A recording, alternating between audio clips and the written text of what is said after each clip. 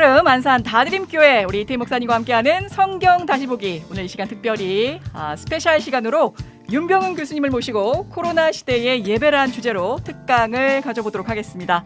오늘 이 멋지고 열정적인 8월의 다섯째 날 우리 두 분을 스튜디오 안으로 모셨습니다. 반갑습니다. 반갑습니다. 네, 우리 이태희 목사님과 함께 우리 윤병훈 교수님. 우리 윤병훈 교수님은 제가 오랜만에 생방에서 뵙게 되는 것 같습니다. 네. 반갑습니다. 우리 윤병훈 교수님. 제가 좀 짤막하게 소개를 해보도록 하겠습니다. 우리 이태희 목사님께서 또 오늘 이 귀한 자리를 만들어주시고 항상 이 추천해주시는 귀한 말씀을 전해주신 분입니다.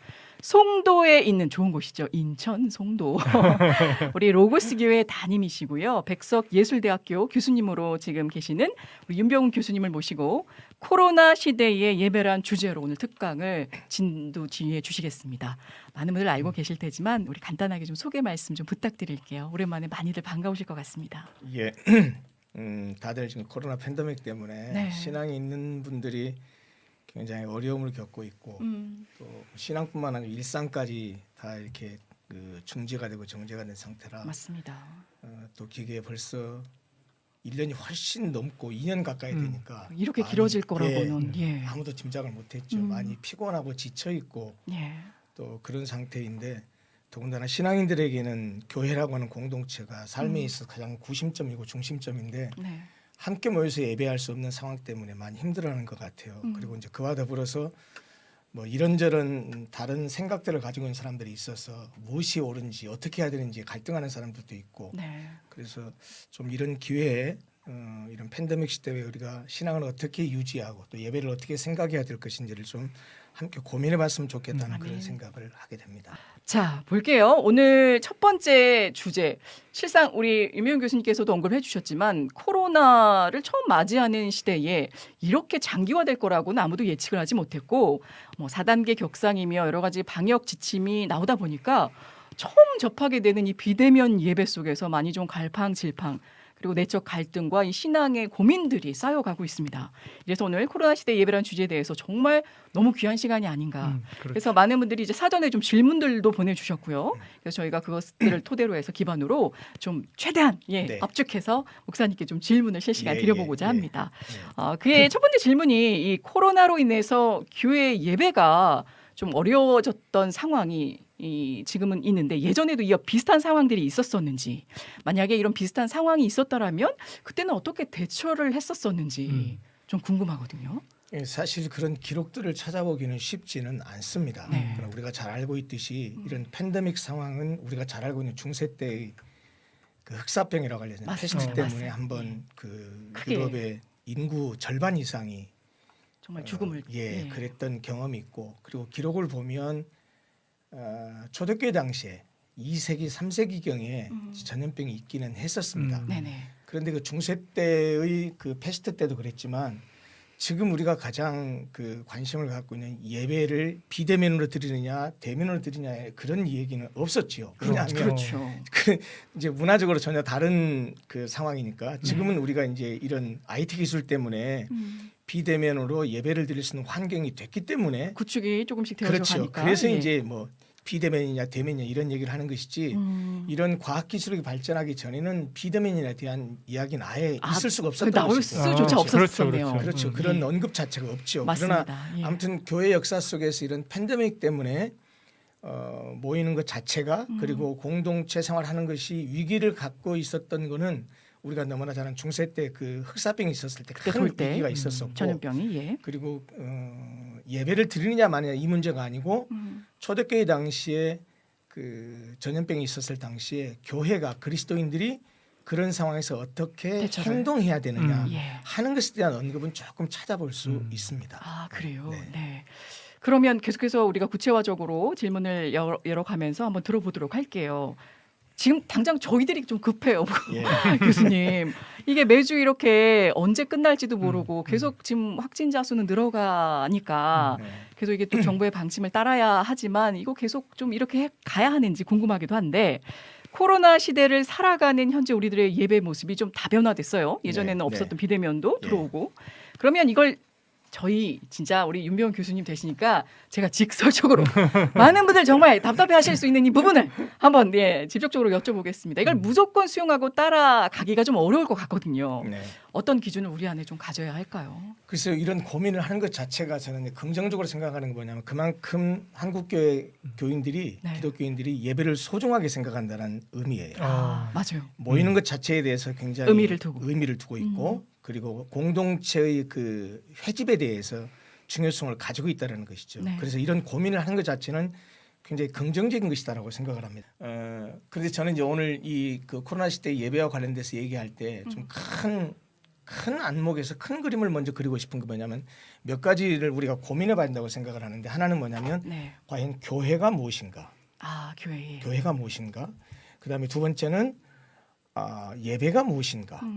그다음에 하나는 더 나아가서 그리스도인으로서 살아간다라는 것이 무엇인가? 네. 하나님 백성으로 우리가 살아가는 것이 무엇인가 하는 이 큰 세 가지가 가만히 고민을 하면 팬데믹 시대 예배에 대해서 우리가 어떻게 대처해야 되고 또 우리는 자세는 어떻게 해야 되는지가 어느 정도 답이 나오리라고 생각을 해요.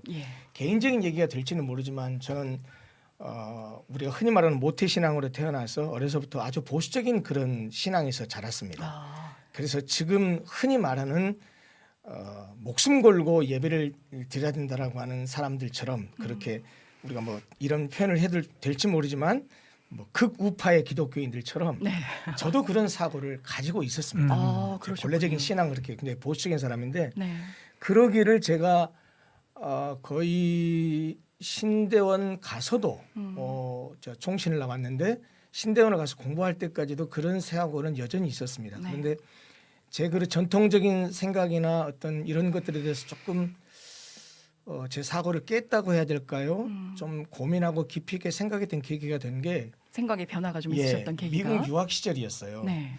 제가 2000년에 늦게 신학을 했고 그리고 2005년 2월달에 미국으로 공부하러 갔는데 제가 공부했던 학교는 아주 보수적인 신학을 가지고 있는 그 미시간에 있는 칼빈 세미나리에 가서 공부를 했는데 그러셨군요. 그 학교가 있는 그 도시가 그랜드 래피즈라고 하는 도시인데 좀 과장해서 표현하면 1년의 절반이 눈이 옵니다. 그래요? 제가 처음에 미국에 갔을 때도 공항에 내렸을 때도 벌써 거리에 이런 데 눈이 수북히 쌓여 있었고 실제로 지내다 보니까 눈이 한번 오면 폭설이. 그렇죠. 그 무릎 위로 오는 것은 다반사고 허리춤까지 이렇게 눈이 쌓일 정도로. 그러니까 도저히 눈이 이렇게 많이 오니까 차가 다닐 수가 없는 상황이죠. 근데 재미있는 일이 한 번 있었는데 아이들이 그때 이제 제가 아이들 둘을 다 데리고 가서 유학을 했었는데 학교를 가려면 스쿨버스를 타야 되잖아요. 근데 스쿨버스가 오는 시간에 정확하게 오는데 어느 날은 스쿨버스가 안 오는 거예요. 그 지정된 시간에. 그래서 이상하다고 그러는데 그때 눈이 오고 있었거든요. 눈이 많이 왔거든요. 눈이 오니까 좀 차가 지체되나 보다 이렇게 했는데 5분이 가도 10분이 가도 이렇게 하니까 이제 제가 유학 가서 첫 해를 보내고 있었기 때문에 이웃에 사는 이제 그 다른 목사님께 전화를 했죠. 가까이 사는 목사님. 그랬더니 그 사모님이 하시는 말씀이 목사님 텔레비 안 보셨어요? 이러는 거예요. 무슨 얘기예요? 텔레비를 켜보니까 밑에 자막으로 쭉 흘러가는 거예요. 그러니까 뭐냐면 쉽게 말하면 학교가 휴교 온 거예요. 너무 폭설이 내려서 날씨 때문에 수업을 안 한다는 거예요. 그런 경험을 했는데 학교만 안 가는 게 아니고 정말 재밌는 경험을 했는데 주일날인데 텔레비를 켰더니 아침에 그 밑에 자막으로 흘러가는 거예요. 어느 교회 오늘 예배 취소. 교회 예배까지도 예배가 엄청난 문화적인 충격이었습니다.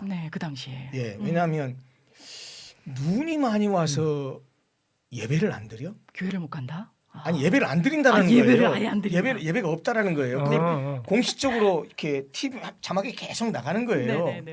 이건 제 생각으로는 제 신앙으로는 받아들일 수 없는 거였어요. 납득할 수가 없어. 가다가 사고 나서 죽으면 죽었지.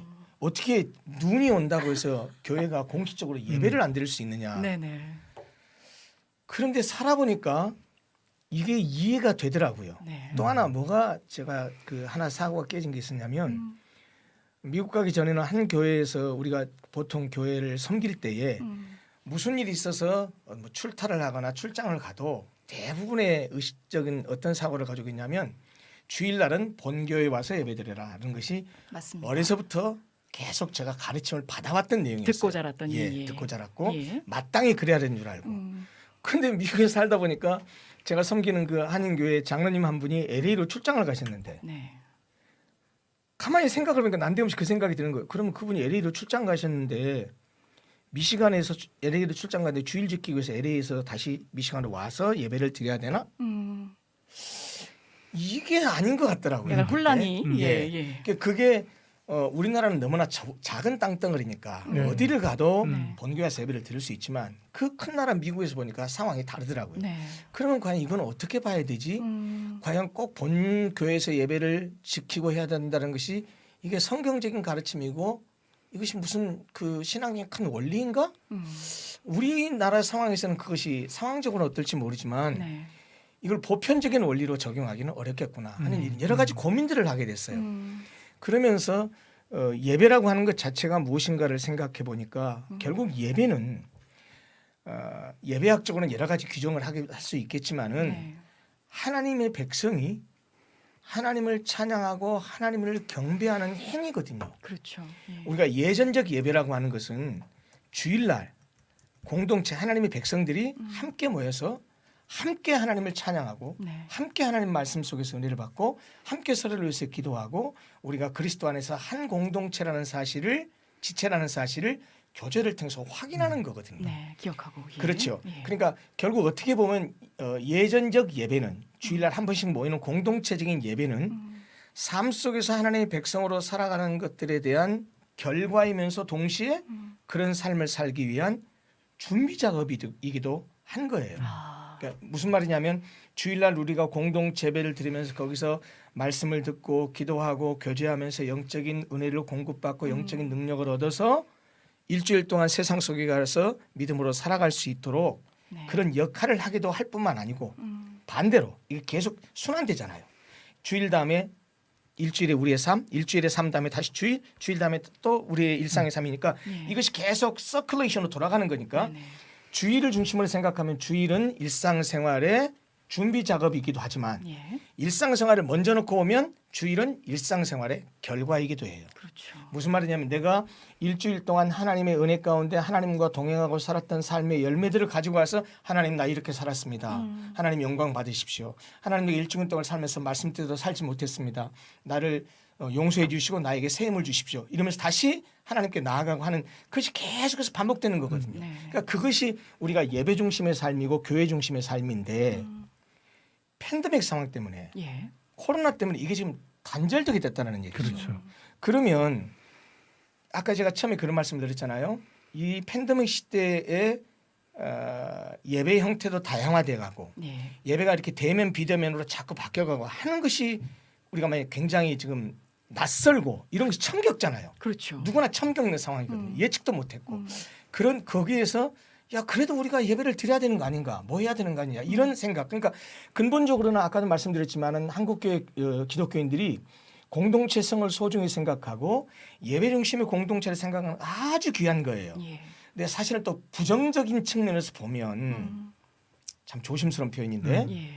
한국교회 기독교인들이 예배당을 성전으로 생각합니다. 네네.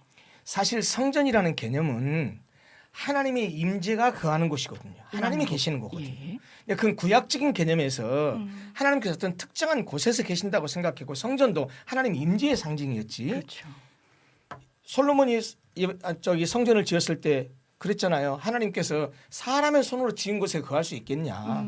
사실 그건 어떻게 보면 우리가 하나님 그 속에 가둬놓는 건데 하나님은 그런 분이 아니잖아요. 네. 그렇죠. 우리가 있는 곳에 어딘지 계시고 우리가 가는 곳에 늘 함께 하시고 그러니까 우리가 있는 곳이 하나님이 계시는 곳이고 네네. 다시 말해 하나님을 품고 사는 사람이 곧 성전이고 그래서 그렇기 때문에 찬송가의 가사에도 있듯이 나의 마음 성전 삼고 주께서 계신 하는 것처럼 예. 우리 마음이 성전이 됐고 우리가 성전이 됐거든요. 근데 여전히 건물이라고 하는 것이 예배당이라고 하는 것이 그런 성전의 기능을 하고 있는 것은 사실입니다. 네. 그러니까 예배당이 성전인 것은 부정할 수 없는 사실이나 그러나 건물 자체가 거룩한 건 아닌 거거든요. 네. 진짜로 거룩한 건 뭐냐면 우리거든요. 예수 믿는 사람 하나하나가 성령을 모시고 사는 우리의 심령이 거룩한 성전이 돼 있는 건데 네. 한국교회는 그동안에 참 죄송한 표현이지만 너무나 오랫동안 교회 중심적인 이 예배당 건물 중심의 강조를 너무 많이 왔어요. 네. 그러니까 어떻게 드릴지 모르겠지만은 묘한 것 중에 하나는 뭐냐면 어떤 교회마다 예배당을 짓게 되면 네. 평상시에는 예배당이라고 말하다가 네. 난데없이 용어가 바뀌어요. 성전 건축. 네. 그러니까 물론 참 거룩한 전인 건 사실이에요. 음. 예배당이 다른 것과 다른 건물과는 다르죠. 예. 그런데 그 예배당을 너무 지나치게 신성시하고 너무 특별한 생각을 하게 되니까 네. 마치 거기 가서 예배를 드려야만이 예배를 드리는 것이고 그렇지 않고 다른 데서 드리면 이건 예배도 아닌 것 같고 하는 생각이 암암리의 한국 기독교인들에게는 그 정신세계에 자리 잡고 그렇죠. 있다는 거죠. 저변에 깔려 있는 것이죠. 그러니까 한편에서는 저는 생각할 때 긍정적인 부분도 있고 이거는 좀 우리가 신학적으로 좀 고민을 해봐야 될 부분이 있다고 생각하는 겁니다. 긍정적인 건 뭐냐면 네. 그만큼 공동체성을 강조하고 모이는 교회. 예. 사실 신학적으로 보면 교회는 모이는 교회도 있지만 흩어지는 교회도 있잖아요. 그렇죠. 그런데 모이는 교회에 대한 강조를 하는 것은 긍정적인 거라고 봐요. 네. 그런데 꼭 예배당에 모여서 드리는 예배만 예배냐? 라고 했을 때는 아니거든요. 하나님 보시기에. 그렇죠. 네. 진짜로 예배의 중요한 것은 뭐냐면 로마서에서 말하고 있는 것처럼 형제라 내가 하나님의 자비하심으로 너희를 권하노니 너희 몸을 거룩한 산 제물로 예. 드려라. 예. 이것이 너희가 드릴 영적인 예배냐. 예배라고 예. 말하고 있잖아요. 그러니까 사실은 예배를 확장적으로 말하자면 예전적인 예배가 아니고 그리스도인에게서 참된 예배는 뭐냐면 삶이에요. 예. 자기의 사생활 가운데서 공부하는 학생은 학교에서 주부는 가정에서 주어진 그리고 자리에서. 사업하는 사람은 자기 사업장에서 일터에서. 장사하는 사람은 자기 가게에서 그 사는 삶의 현장이 바로 자기가 살아가는 예배의 현장이거든요. 근데 우리는 자꾸 이분법적인 사고를 가지고 있어요. 네. 야, 교회 와서 예배를 드려야 예배고 세상에서 일하는 것은 그것은 속된 것이고 아니 하나님 안에서 속된 것이 어디 있어요? 우리는 성 속의 구별이 없는 사람들이에요. 네. 거룩한 것과 속된 것이 없는 사람들이에요. 우리는 성령 안에서 다 하나가 된 사람이고 성령 안에서 자유함을 입은 사람들이기 때문에 우리가 하나님의 이름으로 하고 살아가는 그렇잖아요. 예수를 믿는 순간 하나님의 은혜를 받은 순간 삶의 목표가 달라지잖아요. 그렇죠.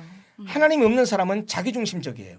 자기가 원하는 삶의 목표를 바라고 살아가기 때문에 가지려고 하고 취하려고 하고 소유하려고 하고 높아지려고 하고 유명해지려고 하고 네. 그러나 정말로 복음이 들어가고 예수를 발견한 사람은 변화된 사람은. 그렇죠. 예. 내 삶이 나를 위한 삶이 아니고 하나님의 영광을 드러내는 삶. 나를 통해서 하나님의 이름이 드러나고 예수 그리스도의 영광이 드러나는 삶을 살고자 하는 것이죠. 그러니까 그런 사고로 가지고 살아가는 모든 삶의 현장이 예배의 현장이고 그 모든 삶이 하나님 나라를 확장해 가는 거거든요. 근데 우리는 너무 이분법적으로 교회에 와서 예배를 드리는 것만 예배. 네. 그리고 세상에서 이렇게 살아가는 것은 이건 세속적인 거 아니거든요. 그렇죠. 예배를 드리는 것이나 내가 공부하는 것이나 집에서 설거지를 하는 것이나 아니면 나가서 열심히 일해서 내가 사회적으로 주어진 일을 역할을 감당하는 것이나 하나님 안에서는 신앙 안에서는 똑같이 거룩한 일이고 하나님 나라를 확장하는 것인데 네. 너무 이분법적인 사고를 가지고 있다는 것이죠. 아. 그래서 그런 의미에서 저는 어떤 생각을 하냐면 지금 과연 비대면 예배냐 대면 예배냐는 모르겠어요. 저는 개인적으로 어떤 생각을 하냐 별로 중요한 게 아니다. 예.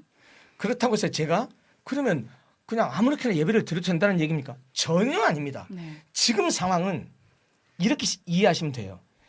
아주 일시적이고 특수하고 예. 그리고 아주 비정상적인 상황이에요. 그냥 우리 어떻게 할 수 없는 상황이란 말이죠. 이 지금 상황 자체가. 그래서 이 예. 팬데믹이라는 상황 자체가 네. 그 아주 특수한 상황이고 비상시의 상황인 것이지 네. 이렇게 비상시의 상황에서 비대면 예배를 드리고 온라인 예배를 드리는 것을 보편화시키거나 일반화시키거나 예배의 양태도 이렇게 가도 된다라고 말하는 것은 합리화시키면. 예. 그것은 아니라고 생각해요. 아, 예. 오류에 빠지기가 쉬운 네, 네, 네. 상황이니까 또. 그러니까 쉽게 말하면 예배는 기본과 본질을 변화시킬 수는 없습니다. 예. 그러나 시대나 환경이나 문화에 따라서 외적인 형식이나 방법은 다른 옷을 입을 수는 있어요. 예. 아까도 말씀드렸지만 우리가 비대면 예배를 드릴 수 있는 이유가 뭡니까? 중세 때는 그런 패스트 상황에서도 이건 생각도 못한 일이잖아요. 네네.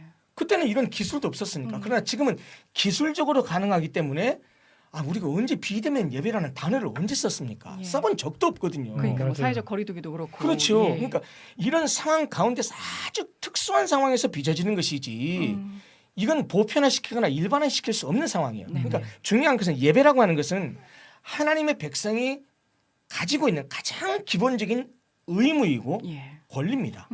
그러니까 이거는 의무이면서 권리이기 때문에 예배를 포기하는 것, 하나님의 백성임을 포기하는 것이고 이런 의무를 내가 안 한다라는 것은 뭐냐면 그 사람으로서의 어떤 권리도 누리지 못하게 되는 결과를 가져오는 거거든요. 네. 그러니까 예배라고 하는 것은 그리스도인에게 너무 중요한 것이고 삶의 구심점이 돼야 되는데 네. 아까도 말씀드렸지만 교회에서 드리는 예배, 예전적인 예배는 일상의 삶과 밀접한 연관을 가지고 있어요. 네. 이것이 삶의 준비이기도 하고 일상의 준비이기도 하고 일상의 삶의 결과이기도 하다라는 것이죠. 그렇죠. 그럼 만약 이것이 끊기게 되면 어떻게 되느냐?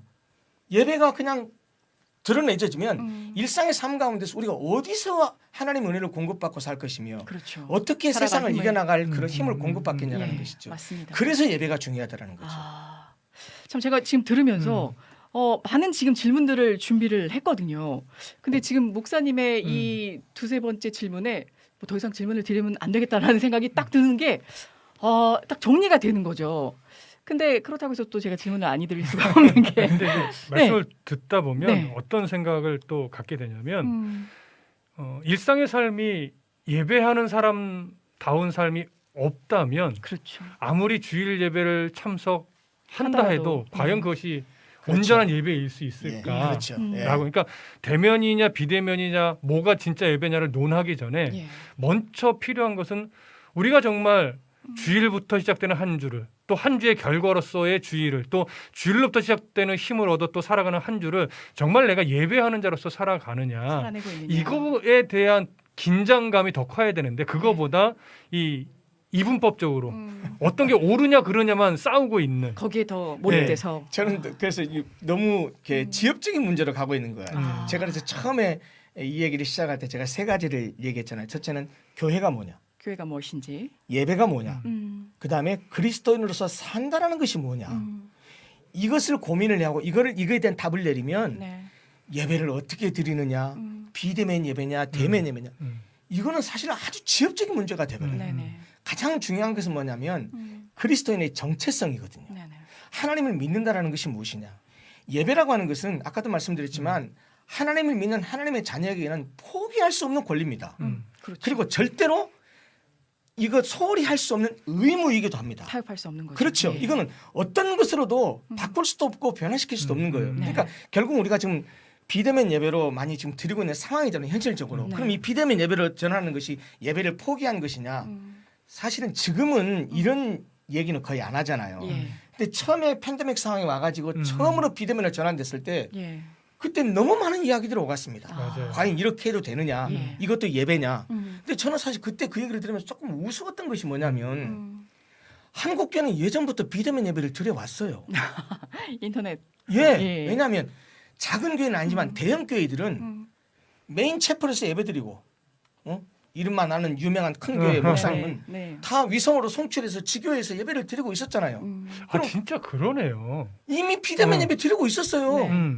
그런데 팬데믹 상황이 와서 어쩔 수 없이 그건 예전에 대형 교회 큰 교회 네. 일부의 모습이었는데 사회적인 환경이나 시대적 상황이 모일 수 없는 상황이 된 거예요. 네. 물론 모여서 예배 드릴 수 있죠. 예. 그러다가 만약에 진짜로 이 코로나라는 것이 보이지도 않죠. 뭐 어떻게 잡을 수도 없죠. 그러니까 누가 걸렸는지 어떤지 모르잖아요. 그러니까 모이는 것이 가장 위험한 상황이기 때문에 정부에서 이 좀 방역을 위해서 네. 비대면 예배를 전환해달라고 했던 것이지 그건 기독교를 핍박하는 게 아니거든요. 예를 들어서 기독교 믿지 말아라. 예배 못 드린다. 이런 식으로 했다고 한다면 그건 목숨 걸고 싸워야죠. 그렇죠.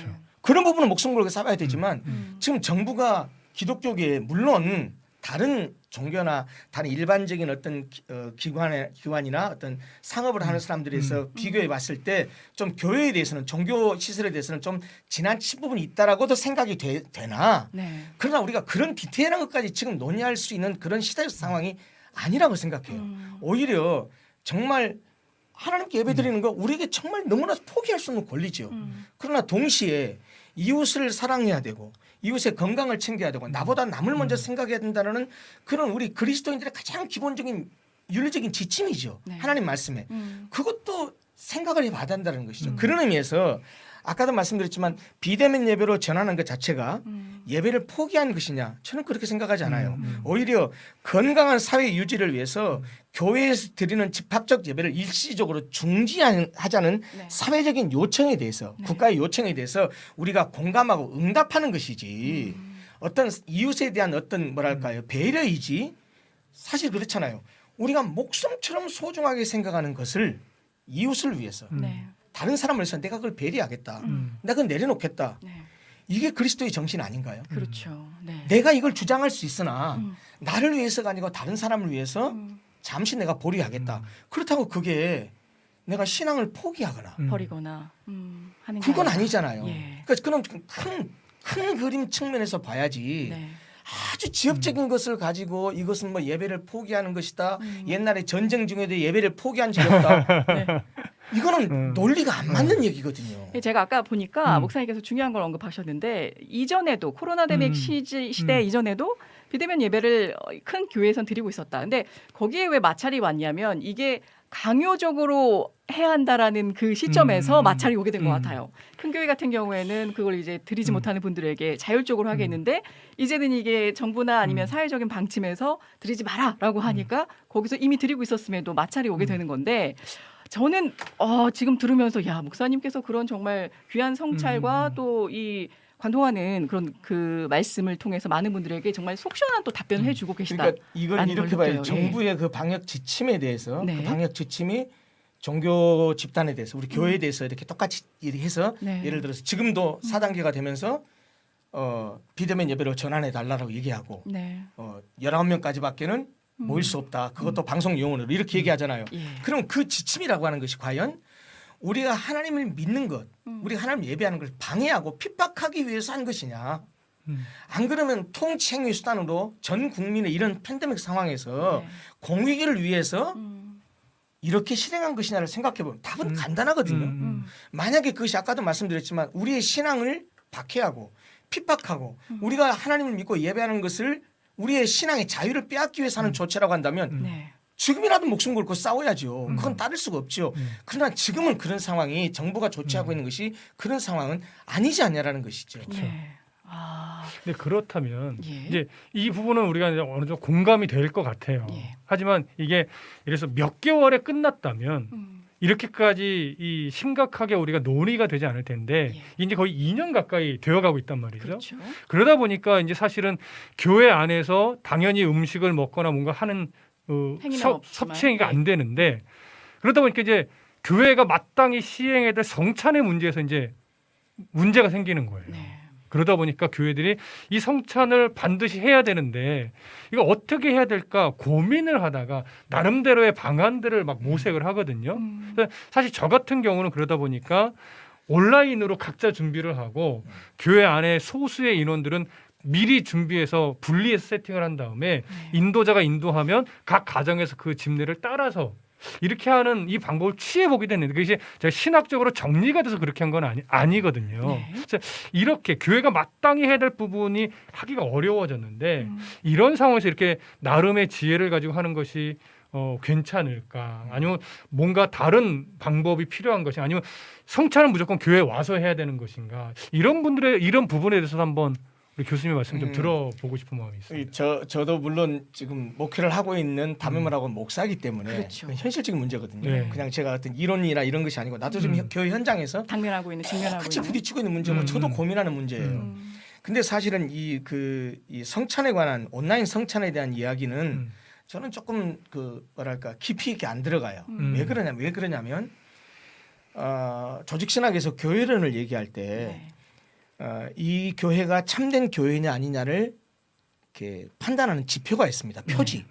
교회의 참된 표지를 세 가지를 보통 신학적으로 얘기하는데 하나가 뭐냐면 말씀의 선포, 네. 그 다음에 성례의 집행, 네. 그 다음에 권징의 시행이에요. 아. 권징. 그러니까 말씀, 성례, 권징이거든요.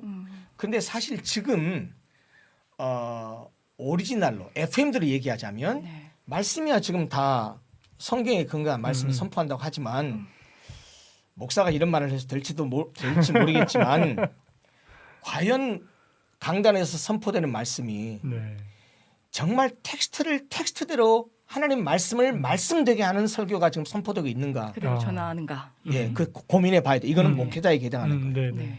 두 번째, 성례는 성경이 말씀하고 있는 예수님이 최초의 성례를 시행했을 때 하신 분부대로 말하자면 너희는 모일 때마다 나를 기념하라고 했어요. 그렇죠. 아. 예. 모일 때마다. 그러면 우리가 공예배를 모일 때마다 성찬을 해야 오라요. 네. 문자적으로 말하면. 음.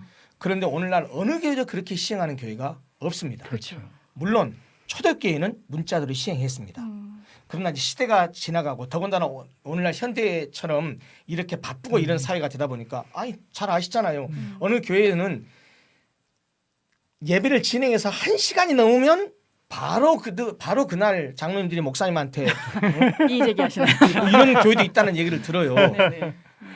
그런 상황이다 보니까 이 작은 교회에서 괜찮지만 100명, 200명, 300명 아니 1000명, 2000명 되는 교회에서 성찬식 하게 되면 거행하려면 엄청 시간이 길잖아요. 예. 그래서 지금은 대부분 잘 아시겠지만 대부분은 봄에 한 번, 가을에 한 번, 추수감사절 때, 뭐 그다음에 부활절 때. 부활절 그 즈음에 보통 2차례 하죠. 네네. 좀 많이 하는 교회는 분기. 분기에 한 번, 그보다 더 많은 교회는 2달에 한 번, 그렇죠. 그보다 더 많이 하는 교회, 저 그런 교회 봤어요. 한 달에 한 번. 네, 저도 봤어요. 예, 어느 줄을 딱 정해서 그렇게 성찬을 거행하는 그런 그 교회도 있더라고요. 근데 네. 아무튼 이 성례식이라고 하는 것, 성찬식이라고 하는 것은 네. 성경이 원래대로 말하자면 모일 때마다 하는 것이 원칙입니다. 근데 지금은 그렇게 시행하고 있지 않잖아요. 그렇게 하지 못하죠. 못하죠. 예. 네. 현실적으로. 그다음에 또 하나 권징이라는 건 봐보세요.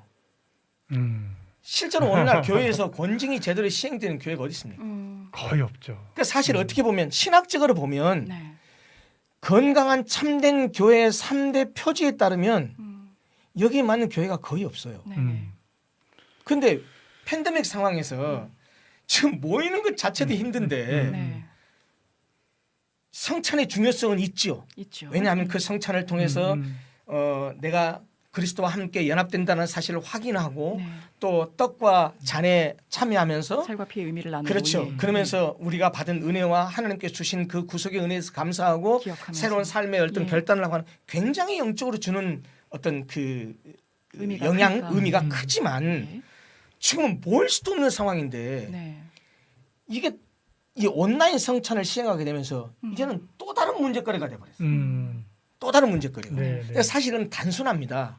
제가 생각할 때는 어떻게 단순할 수 있냐. 만약에 온라인 예배의 정당성이 신학적으로 정립이 되면 온라인 성찬 얘기할 거리가 없습니다. 아, 그러네요. 온라인 예배가 신학적으로 정당하다라고 한다면 네. 온라인 성찬 전단하죠. 그렇죠.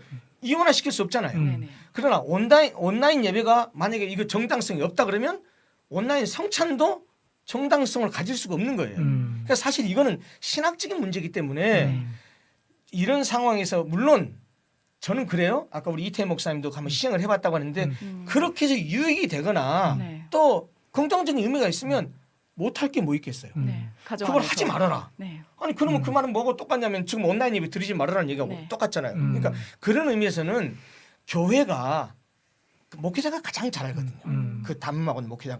교회가 상황에 봐서 우리 교회가 이렇게 시행하는 것이 좋겠다. 해도 되겠다. 해도 되겠다 하면 하는 거죠. 예. 그럼 그것에 대해서 뭐 이것이 하면 되니 안 되니 이런 얘기를 하는 것은 아무 의미 없는 그런 그 뭐 신학적인 논쟁이 불필요한 불과하지. 논쟁을 불러일으킬 그렇죠. 필요는 없다라는 거죠. 논쟁을 할 필요가 없다고 생각해요.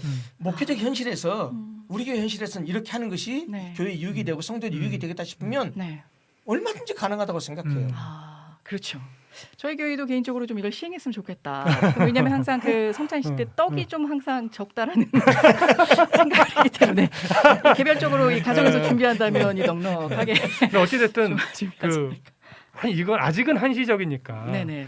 뭐 온라인 예배나 이런 것들 아직은 신학적으로 정확하게 규명이 돼서 뭐 네. 한국 교회 차원에서 이것이 공포되거나 이런 건 아니니까 궁금해하시는 분들이 또 아직은 이제 있으니까. 목회자의 지혜에 따라서 좀 맡겨야 될 부분이 조율되어질 아닌가. 수 있는 사안이다라고. 그래서 더 깊이 또 아직은 안 들어가시는 것 같고요. 네. 네. 이 꼭 현장 예배를 드려야 하냐고 하는 분들, 이 분들에게는 어떻게 저희들이 말씀을? 그러니까 방금 말씀하신 정부가 일괄적으로 지금 모든 교회에서 통일되게 그런 기준을 적용하는 것은 저도 개인적으로 합리적이지 못하다고 생각합니다. 큰 교회와 작은 교회 상황은 다르거든요. 그렇죠. 그리고 사실 대부분의 교회는 방역 잘합니다. 열심히 아주 잘합니다. 지켜주고 계세요. 꼭 미꾸라지 한 마리가 온 그 연못을 다 흐린다고 몇몇 교회들이 그렇게 이렇게 하고 또 이게 뉴스거리가 되고 해서 그렇지 네. 제가 그게 생각할 마치, 때 한국교회 대부분의 기독교인들 대부분의 목사님들 그렇게 뭐 속된 표현은 무식하거나 무상식한 분이 없거든요. 저는 잘하고 있다고 생각해요. 그래서 그런 면은요. 사실 교단에서 총대를 매야 됩니다. 교단의 지도자들이 정부가 그런 것들에 대해서 논의도 좀 하고 네. 그래서 이걸 보편적으로 일괄적으로 할 게 아니고 그렇죠. 교회 상황에 맞게 이렇게 좀 했으면 좋겠다는 그거는 이제 저희 같은 이렇게 좀 뭐랄까요 이름도 없는 이런 목사들이 할 일이 아니고 왜요? 교단에서 가지고 계신 교단에서 일을 하는 그런 그 교단의 어르신들이 네. 교단의 그런 역할을 하고 있는 분들이 그런 역할을 좀 해줬으면 좋겠다는 생각을 합니다. 아. 그다음에 또 하나 이제 보통 이제 비기독교인들이 네. 꼭 그렇게 현장 예배를 드려야 되냐라고 말을 하는데 그거는요 비기독교인들이 하는 그런 얘기에 대해서는 사실 우리들이 대답을 할 때요 예. 우리 신앙의 논리로 대답을 하면 그들이 이해를 못합니다. 네. 접근이 안 돼요. 왜냐하면 바라보는 그렇죠 서 있는 땅이 다르고 시각이 다르기 때문에 그들이야 당연히 그렇게 얘기하겠죠. 아니 좀 예배를 꼭 교회 가서 예배 드려야 되느냐 집에서도 온라인 예배 얼마든지 드릴 수 있지 않냐라고 말하거든요. 근데 만약에 불신자들이 우리한테 그렇게 얘기하면 저는 예. 거꾸로 그 사람들한테 이렇게 한번 물어보고 싶어요. 실제로 묻진 않을 겁니다. 네, 기대 속이다. 기대. 자녀들이 다 있을 텐데 네. 지금 다 애들 다 온라인으로 수업했거든요. 음, 한번 부모들한테는 물어보고 싶어요. 이런 상황이 계속돼서 학교에 가서 예. 공부하고 수업하는 것이 더 교육적인 효과가 있다고 생각합니까? 지금처럼 온라인으로 계속하는 것이 교육적인 낫다고 효과가 봅니다. 있다고 아, 생각합니까? 찰떡 비우네. 비교가 정확한 그렇죠. 것 가슴에 같아요. 와서 팍 네. 닿는. 지금 정부에서도 어떤 얘기를 하냐면 이 비대면 수업 때문에 학습 격차가 켜지고 이러이러한 문제가 생겨서 어떻게 좀 후속 조치를 하겠다라는 것을 방안도 얘기하고 있을 정도예요. 네. 더군다나 신앙이라고 하는 것은 그러니까 이 얘기는 비기독교인들이 이해할 수 없는 얘기죠. 예. 그렇죠. 신앙이라고 하는 것은 그런 교육과로 비교할 수 없는 영역이거든요. 그리고 제가 아까 그런 말씀을 드리다 말았는데 저도 이제 하나의 목회자로서 저는 이번에 코로나 사태를 경험하면서 많은 고민을 하고 생각을 했던 것 중 하나가 뭐냐면 네. 야 도대체 교회가 모여서 예배를 드린다라는 것이 무엇일까라는 것에 대해서 많은 고민하고 생각을 하게 됐어요. 네. 우리는 예배 그러면 예전적 예배를 생각하면 모여서 전통식으로 말하면 앞에서 목사님이 종 땡땡 치면 네. 이제 뭐 네, 묵상기도하고 네, 뭐 사도신경하고 네. 뭐 이런 것만 생각을 했거든요. 네. 그런데 뭐 대부분의 지금 교회가 그러잖아요. 밥을 못 먹잖아요. 그렇죠. 네. 취식 행위는 못 하잖아요. 그러니까 뭐 수도 제한이 돼서 예배 드리고 예배 드리기 전에도 무슨 마스크도 쓰고 뭐 대화도 제대로 못 하고 예배 딱 끝나고 나면 뻘쭘하니 그냥 이렇게 인사 몇 마디 하고 그렇죠. 목례 정도만 하고 그냥 헤어지는 그러고 거예요. 헤어져요. 그런 상황이 참. 근데 이게 처음에는 몰랐는데요. 한 주, 두 주, 한 달 지나고 보니까 이게 뭐지? 이거 예배를 드렸나? 분명히 예배를 드렸거든요. 그렇죠. 예전 예배 분명히 드렸어요. 분명히 예배를 드렸는데 예배 끝나고 그렇게 헤어지고 나니까 오늘 예배 드렸나? 이런 생각이 드는 거예요. 그래서 제가 그래서 스스로에게 물었어요. 이거 왜 이러지? 네. 왜 이러지라고 생각해 봤더니 예. 이건 제 개인적인 이야기입니다. 어떤 신학적인 정립이 있는 것도 아니고 개인적인 이제 느낌인데 교회 공동체가 함께 모여서 예배를 드린다라는 것은 네. 단순한 예전적 예배만을 의미하는 것이 아니다. 아니구나. 공동체가 모여서 예배한다라는 것은 네. 예전적 예배도 중요하지만 그 공동체 구성원들끼리 서로 교제하고 우리가 속된 표현을 말하자면 커피도 한두 잔 하고 네. 밥도 같이 먹고 수다도 떨고 어떤 일이 있으면 묻기도 하고 어려운 일이 있으면 위에서 손잡고 위로도 하고 이런 어떤 성도들끼리 교감과 교제가 야 모여서 드리는 공동체 예배의 아주 중요한 부분이었구나. 중요한 맞습니다. 부분을 차지하고 있다는. 예, 너무 중요하구나. 그런데 지금은 그걸 못 하잖아요. 그러다 보니까 좀 이런 표현이 어떨지 모르겠지만 반쪽짜리 예배. 예전적 예배는 분명히 드렸어요. 1시간 동안 예배를 드렸는데 설교도 하고 뭐 이렇게 찬송도 하고 했는데 그렇게만 하고 헤어지니까 예. 이게 뭔가 한 구석이 비어 있는 허전하고 뭔가 허무하고. 채워지지 않은 예. 이게 뭔가 봤더니 이게 그리스도인들끼리 하나님의 백성들끼리 서로 교제하고 이런 이게 빵을 떼며 음식을 나누는 너무너무 중요한 거구나라고 하는 것을 새삼 이번에 느끼게 됐어요. 목사님의 말씀에 공감이 되고 또한 공감이 되면서도 약간 좀 안 되는 부분이 뭐냐면 요즘 코로나 사태가 믿음을 숨겨버리고 있어요. 큰 교회는 그전에 순복음 교회인데 그땐 각 교회에서 지교에서 예배를 드렸습니다. 지금 이제 온라인 예배를 또 각 교회에서 가정에서 드리는데 왜 진정한 예배가 뭘까? 왜 식당, 백화점 여기는 다 사람들이 모이는데 왜 교회만 안 되나요? 라고 이제 많은 분들이 그래요. 공감하시는 부분에 그거는 대해서 우리 기독교인들이 정부가 방역 지침을 아까도 말씀드렸지만 네. 일괄적으로 하는 것에 대해서 우리가 항변할 수 있는 내용입니다. 네. 맞습니다. 그러니까 그거는 요건 아까 짚어주셨죠 목사님께서 정확하게. 그거는 예. 제가 생각했을 때 아까도 말씀드렸지만 교계의 지도자들이 네. 교단들이 예. 일개 현장 목회학은 우리가 나서서 막 이렇게 벌떼처럼 할 게 아니고 네. 그렇게 교단에도 지도자들이 있고 네. 교계에도 지도자들이 있으니까 음. 그분들이 좀 정부하고 이렇게 소통을 하면서 네. 합리적으로 일을 좀 풀어갔으면 좋겠다는 맞습니다. 아쉬움이 있습니다. 사실은. 음. 그리고 좋은 말씀해 주셨는데 그거는 제가 마지막 부분에 좀 결론식으로 얘기하면서 하려고 했는데 얘기 나온 김에 네. 아까 그랬잖아요. 꼭 대면 예배를 교회 가서 드려야 되느냐. 이것이 불신자들이 하는 얘기이기도 하지만 또 반면에 예. 기독교인들조차도 그런 얘기를 하는 사람들이 있습니다. 그렇죠. 네. 교인들 중에서 나는 사실 그런 얘기를 하는 사람 보면 죄송한 얘기지만 이 사람이 과연 진짜로 아까 얘기했듯이 예배가 뭔지를 알고 있는 사람인가. 예. 그리고 믿음이 뭔지 믿음으로 산다는 것이 무엇인지 교회가 뭔지를 아는 사람인가 네. 라고 의구심을 가져요. 근데 그런 사람들한테 교회 안에 있는 사람들 교회 안에 있으면서도 꼭 현장 예배를 드려야 되느냐라고 하는 사람들에게는 네. 이렇게 얘기하고 싶어요. 물론 우리가 좀 정직하게 얘기하자면 온라인 예배를 우리가 드려봤잖아요. 예, 예. 드려보니까 이게 장단점이 있구나. 이제는 다 알아요. 맞아요. 그쵸. 예. 다 알아요. 이런 면에서는 참 장점이고 이건 참 단점이고 다 알아요. 장점이 뭡니까? 편해요. 교회 오고 가는 시간 줄일 수 있어요. 예. 처음에는 참 경건하게 이렇게 옷도 하고 하지만 심지어 우리 교인들이 가끔 그런 고백도 해요. 목사님 어떨 때는요 그냥 침대에서 그냥 부시시 일어나서 이렇게 침대에 누워가지고 이렇게 예배드리고 그래서 이런 얘기도 해요. 근데 주님 중심 아시겠지 이렇게. 예, 그렇죠. 그런데 사실 그게 우리가 다 안 봐서 그렇지. 네. 가정 다 가서 볼 수 없잖아요. 그러나 사실은 육체를 가진 인간이기 때문에 네. 사실 저는요 이번 일을 겪어가면서 이런 생각도 해봤어요. 예배를 드린다는 게 뭘까? 지금 이 비대면 상황을 보고 나니까 네.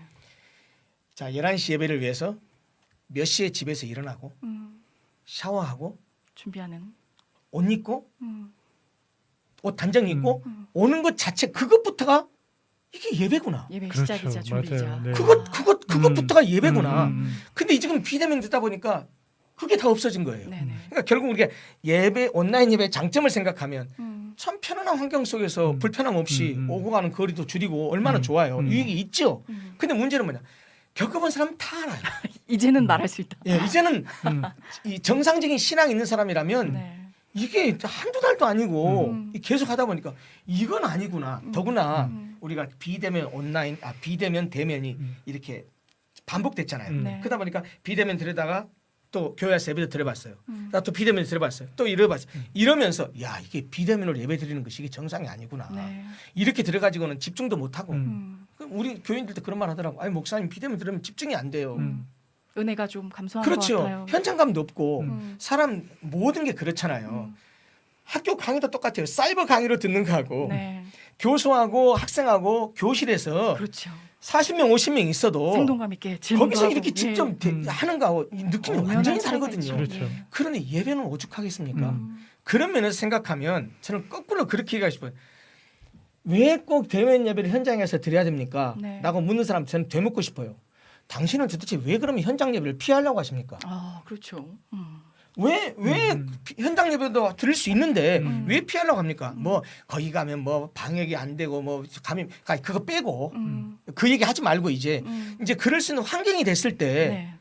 충분히 됐는데 당신은 왜 그러면 그래도 비대면 예배를 드려야 된다고 생각하냐고 네. 오히려 되묻고 싶어요. 어쨌든 교회는 아까도 말씀드렸지만 교회는 모이는 공동체입니다. 네. 모임이 본질이고 공동체가 본질이에요. 그러면서 모여서 예배하는 것이 원칙이에요. 예. 그것이 성경의 가르침이고 교회의 전통이기도 했어요. 공동체는 단순히 예전적 예배뿐만 아니라 아까 말씀드렸지만 식탁 교제, 필요하죠. 성도의 교제 너무 중요한 부분이라는 것이죠. 네. 그러려면 어떻게 해야 되겠어요? 만나야지요. 네. 그러려면 모여야지요. 그런 의미에서 모여서 드리는 공동체 예배는 너무너무 중요하다. 예. 이런 얘기를 야. 강조하지 않을 수가 없습니다. 맞습니다. 네. 제가 그 동성애 강의 이후로도 또 한 번 느끼지만 음. 정말 속이 다 시원하고 그렇죠. 뻥 뚫린 느낌이에요. 네네네. 이게 신앙의 정말 중요한 초점도 바로 방향성을 잡아주시면서 많은 분들이 실제 내놓지 못했지만 이거 너무 답답하거든요, 목사님. 근데 어디 하소연할 데도 없고 지탄받을 수 있으니까 그 참고 가자라는 의미에서. 근데 그 부분도 또 명확하게 짚어주시면서 네네네. 우리가 목소리를 내야 될 때는 또 내야 하지 않겠느냐. 이런 부분까지 정말 속 시원하게 풀어주신 말씀이 아니었나 싶습니다. 이것만 꼭 지켰으면 좋겠다. 코로나 시대 우리 성도들이 믿음을 가진 자들이 이 질문을 마지막으로 제가 올리면서 우리 이 시간 안타깝지만 아쉽지만 마무리를 지어야 될 것 같습니다, 교수님. 예, 마지막으로 이 얘기는 꼭 하고 싶습니다. 네, 지금 우리가 이 IT 기술을 발전해서 과학의 힘을 통해서 이런 팬데믹 상황에서 그나마 다행히 네. 제가 긍정적으로 표현하는 겁니다. 다행히 예배당에 모이지 않고 비대면으로도 예배드릴 수 있는 상황이 된 것은 감사한 일입니다. 예, 그러나 이것은 아까도 말씀드렸지만 일시적이고 예. 비상시의 어떤 그 대처 방법일 뿐이지 뿐이지. 결코 이것이 교회의 본질도 예배의 본질도 아니라는 사실을 꼭 명확히 기억했으면 좋겠습니다. 해주셨어요. 예. 예. 그리고 이 비대면 예배는 최후의 비상수단이지 네, 이것조차 안 드리는 것보다는 낫잖아요. 맞습니다. 훨씬 낫잖아요. 그러니까 이거는 비상수단이라는 것을 꼭 기억했으면 좋겠고 네, 정말 이건 한 목회자로서 우리 그리스도인들이 꼭 드리고 싶은 말씀 뭐냐면 네, 인터넷 예배에 비대면 예배의 그 편의성에 빠져서 모이는 예배의 그 기본에 대해서 느슨해진 일이 없었으면 좋겠습니다. 아멘. 안일하게 우리도 예. 모르는 사이에. 예, 우리가 잘 알지만 히브리서에도 그렇게 얘기하고 있잖아요. 예. 모이는 것을 피하지 말라. 주에 가까이 오시면 볼수록 더욱 그리하자 그랬는데 네.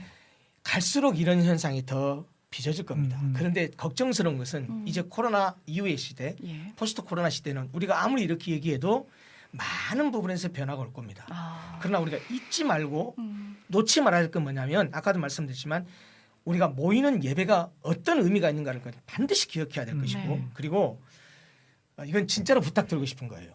아까도 누가 그런 질문 했잖아요. 집중해서 들어야 될 것 같아요. 아니 교회 방역에 대해서 정부에서 이렇게 얘기하는데 아니 교회는 잘하고 있는데 딴 데 가면 식당이나 뭐가 보면 사람들 막 몰려 있다. 네, 뭐 백화점이나. 자 그러면 거꾸로 뒤집어 생각해 보시죠. 그 누가 갈까요? 그렇게 모인 사람들을 비기독교인만 갑니까? 기독교인도 거기 많이 포함됐을 거란 말이죠. 네. 그러면서 교회가 방역 위험이 있고 하니까 그러니까 비대면으로 드리자. 기독교인들이 그러면 안 된다는 거예요. 자기가 갈 건 다 가고 할 건 다 하고 사회생활 사람들 많은 데까지 다 가면서 주일날 모여서 예배드리는 것만 나 비대면으로 드리겠다. 이거는 글쎄 제가 참 용납이 안 되는 부분이에요. 역설적으로 말하면 제가 아까 그랬잖아요. 네. 우리 한국교회는 전통적으로 예배에 목숨 걸어왔어요. 예. 저도 어렸을 때 그렇게 생각했어요. 아니 다른 데 가서 그렇게 사람들이 많이 노출되고 뭐 쇼핑센터 가고 뭐 어디 가고 사람들 많이 몰려다니면서 마음먹고 다니면서 네. 예배만큼은 비대면으로 드린다? 이거 거꾸로 돼야 되는 거 아니에요? 그쵸? 정상적인 그리스도인이라면 우리가 더 기도해야 되는데 이런 네. 생각 가질 수 있잖아요. 네, 그래서 좀 그런 부분은 우리 네. 그리스도인들이 좀 방역 잘 지키고 네. 그리고 정부가 요구하는 그 방역 생활 잘 지키면서도 우리 교회가 본을 보일 것들은 좀 보이면서 보면서. 우리의 신앙이 느슨해지지 않도록 네. 우리의 삶 자체가 어차피 예배 중심의 삶이 돼야 되니까 네. 아까도 말씀드렸지만 예배와 일상의 삶을 보면 계속의 서큘레이션으로 돌아가는데 이 주일에 모여서 함께 공동체 예배드리고 서로 영적인 능력을 공급받고 은혜를 받는다라고 하는 것이 우리 일상의 삶을 위한 것이거든요. 예. 그러니까 그것을 생각하면서 모이는 예배, 공동체성의 중요성을 꼭 기억하고 네. 아멘. 좀 이렇게 뭐랄까 핑계하지 말고 네. 자신을 합리화하지 말고 할 수만 있으면 좀 예배 복귀하고 네. 빠른 시간에 그렇게 모여서 맞습니다. 공동체성의 교회의 본질을 좀 네. 회복했으면 좋겠다는 그런 바람이 간절합니다. 맞습니다. 아멘. 오늘 진짜 귀한 시간 할애해 네. 주시고 너무도 중요한 말씀의 맥을 짚어주셔서 또 감사드립니다. 목사님 너무 아쉽지만 다음에 또 이런 귀한 시간을 함께 마련하게 또 되기를. 다른 특강으로 그러니까요. 날짜를 또 잡아보도록 하겠습니다. 알겠습니다. 오늘 열정적으로 우리 특강을 해주신 우리 윤병 교수님께 다시 한번 감사의 말씀 전합니다. 감사합니다. 불러주셔서 감사합니다. 아우, 함께해 주셔서 너무너무 네, 고맙습니다. 고맙습니다. 저희는 전하는 광고 듣고 돌아와서 실만한 물가로 이어가 보겠습니다. 고맙습니다. 고맙습니다.